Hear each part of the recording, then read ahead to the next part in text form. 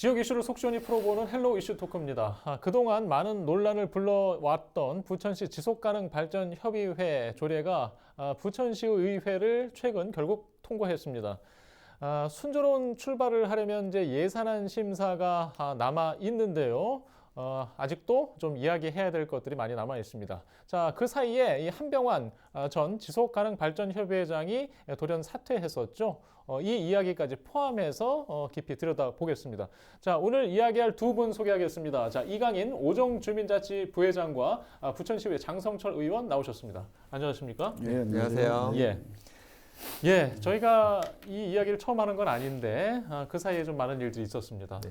지금 이제 의회에서는 예산안 심사를 좀 남겨두고 있는 시점이고요. 한병환 전 그 지속가능발전협의회장은 이제 돌연 지난 5일이었죠. 네. 사퇴를 하셨고요. 하여튼 이게 지난번과는 좀 달라진 사실들입니다. 자, 어쨌든 조례는 의회를 통과했습니다. 네. 예, 일단 돌연 사퇴한 한병환 지속발전협의회장 이 소식부터 좀 이야기를 할게요. 자, 적절한 선택이었다고 보시나요? 지역에서는 어떻게 보십니까? 일단 개인적으로는 참 안타까운 일이죠. 그러니까 그럼에도 불구하고 선택은 잘했다. 즉 조직을 위해서도 그리고 개인을 위해서도 사퇴하는 것은 맞다라는 생각을 하고 있고요.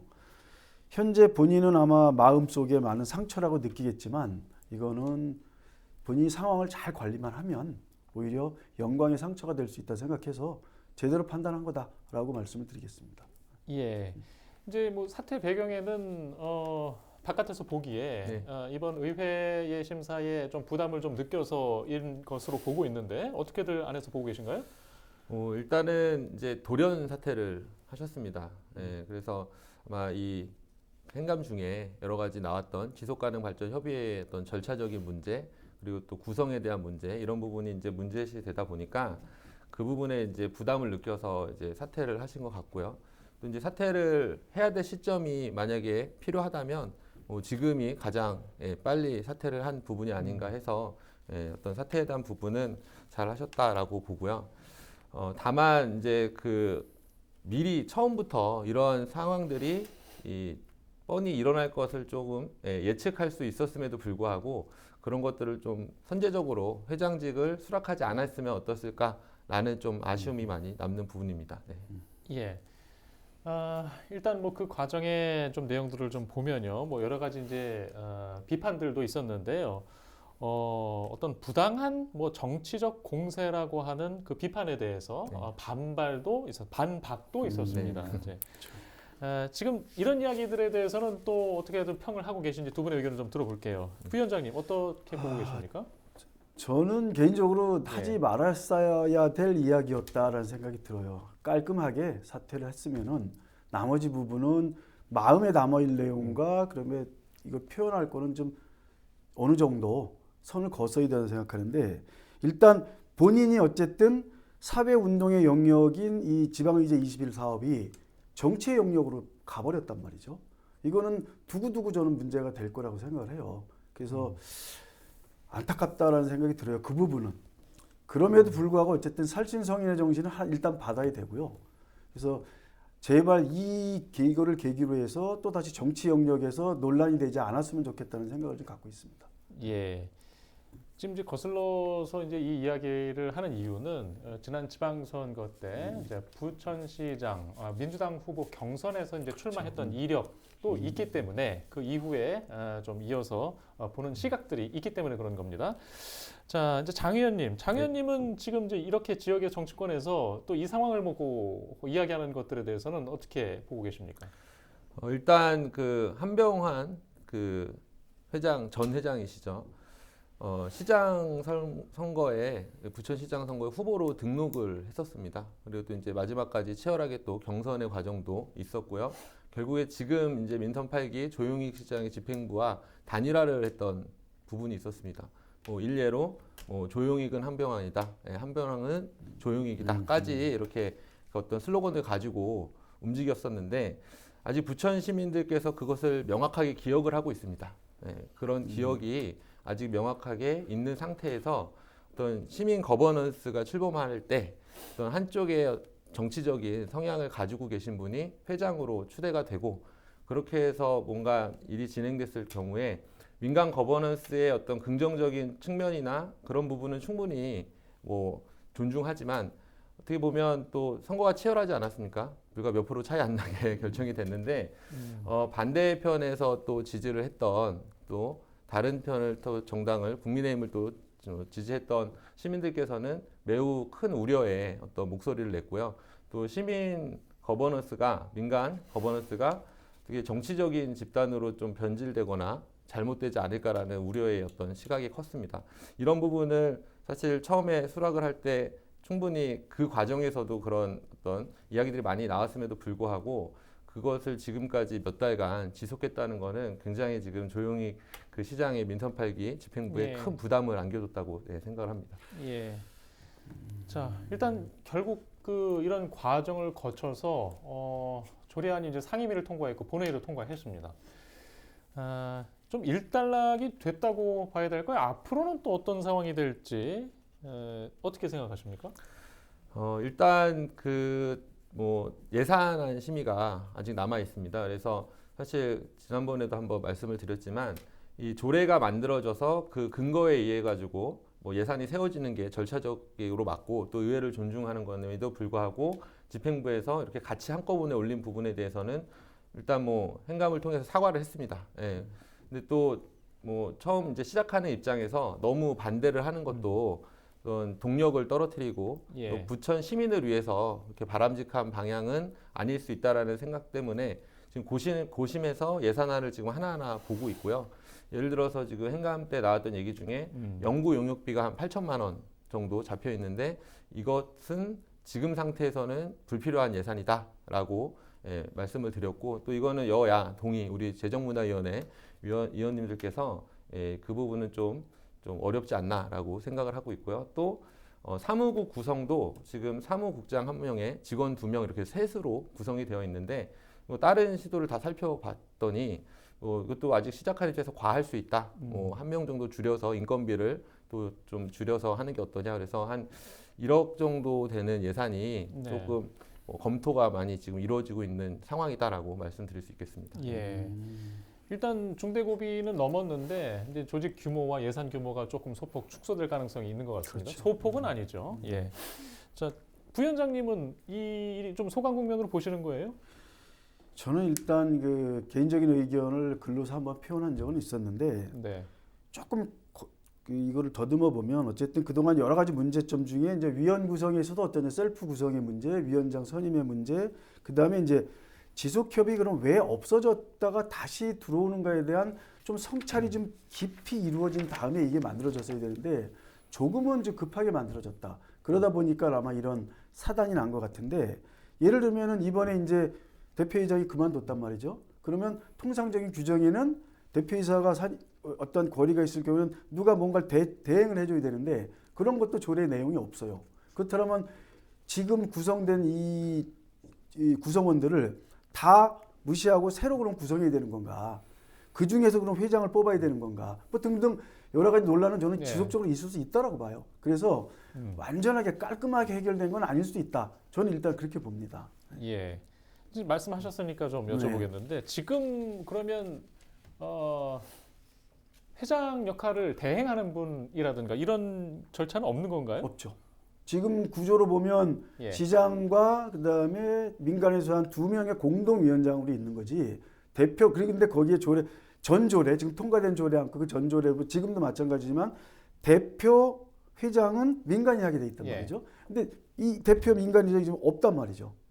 그럼 이걸 어떻게 할 거냐? 이런 예. 이제 문제도 예. 세밀하게 따지면 나올 수 있다라는 생각이 예. 듭니다. 근데 지금껏 얘기한 분위기를 보면 일단 선출직에 나섰던 정치적 인사가 였기 때문에 이런 좀 그렇죠. 배경의 해석을 할 수 있는 건데 자 그러면 이제 다른 성격을 가진 분이 이 자리에 좀 앉아야 될 것 같은데 어떤 그 이제 회장 협의회장 그렇죠. 예, 회장. 협의회장 아니면 뭐 공동위원장 여러 가지 이야기 나오는 것 같은데 어떤 방향으로 흘러가야 된다고 생각하세요?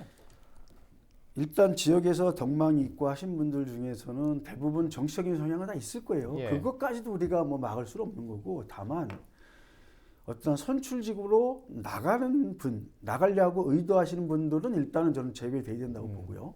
그 다음에 이제 이게 민간 거버넌스를 하는 데 있어서 민과 관을 잘 연결할 수 있는 부분. 그 다음에 특히 이제 소위 야당과의 관계를 원만하게 풀 수 있는 사람. 이 정도는 어느 정도 갖추어져야지만이 이게 이제 적임자가 아닐까 이런 생각을 좀 하고 있어요. 예. 지금 원내에서는 어떤 이야기를 하고 계십니까? 어떤 인물?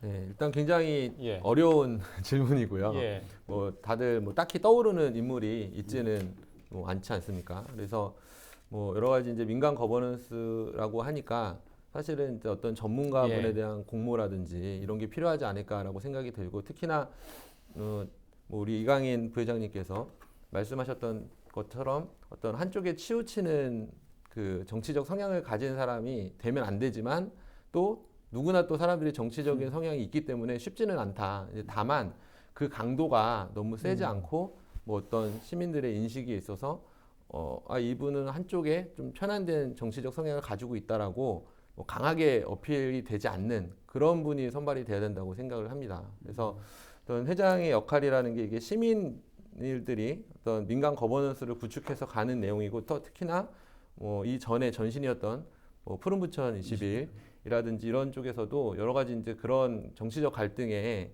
어떤 휩싸였던 어떤 전례도 있기 때문에 이런 부분에서 좀 시스템적으로 좀 그리고 또 사전에 또 충분한 그런 예. 검증을 통해서 조금 막아야 되지 않을까라는 생각을 하고 있습니다. 예. 예. 일단 조례가 본회의를 통과하는 과정에서도 좀 수정된 내용들이 있죠. 뭐 네. 아까 잠깐 심사를 앞두고 얘기도 잠깐 하셨는데 좀 뭐 정리를 좀 해보고 넘어갈까요? 어떤 부분이 달라졌습니까? 일단은 이제 뭐 굉장히 민감하게 또 바라보는 부분이기 때문에 조례 검토에 있어서 세세하게 살펴봤었는데요. 뭐 일단 안 제4조와 4만과 제5조 2항에 보면 여기 특별한 뭐 어떤 그 무리가 없을 경우에는 단순한 오기라든지 예. 이런 부분들은 이의 의결을 받지 않고 그냥 고칠 수 있다 이렇게 해놨습니다. 근데 그런 것들도 의도성을 가지고 하다 보면 뭐 누락했지만 의도를 가지고 누락할 수도 있고요. 그런 부분이 있기 때문에 명확하게 뭐 두 개가 달라질 예. 경우에는 확인을 해서 의결을 거쳐야 된다라는 부분을 추가를 했고요. 이게 그 추가가 아니라 그 부분 안 해도 된다는 걸 삭제를 했고요. 그다음에 또 그 어떤 시장은 지속 가능 발전을 실현하는 데 필요한 조사, 연구, 수행, 교육 프로그램 개발 및 지속 가능 발전 관련 홍보 등의 업무를 수행하여야 한다를 수행할 수 있다 하고 뒤에 자율적인 연구 수행, 교육 프로그램 개발 등 독자적인 업무 확대를 금지한다라고 예. 해서 뭔가 이렇게 사업을 무한히 확대하는 또 시민의 혈세를 좀 낭비할 수 있는 부분을 사전에 좀 조치를 했다라고 볼 수 있고요. 그 조사 연구 수행이나 뭐 시민 실천 사업, 교육 및 홍보에 대한 부분을 좀 그 제외를 했습니다. 예. 그래서 지금 남아 있는 부분은 시민 의견 수렴, 지표 개발, 지속 가능성 평가 및 모니터링 보고서 작성, 뭐 이런 것들만 이제 협의와 상호 협의할 수 있다고 해서 시민 민간 거버넌스가 어떤 시민을 바라보고 진짜 부천에 필요한 예. 어떤 단체로 나아갈 수 있도록 좀 시스템적으로 이렇게 조치를 취해놨습니다. 예. 일부 좀 의회의 어떤 견제를 조금 더 받는 뭐 이런 성격으로 네. 보일 수도 있겠는데요. 그거를 노린 거죠. 예. 그 부분에서는 저는 좀 약간 좀 다른 의견이 좀 있는 게 예, 말씀하시죠.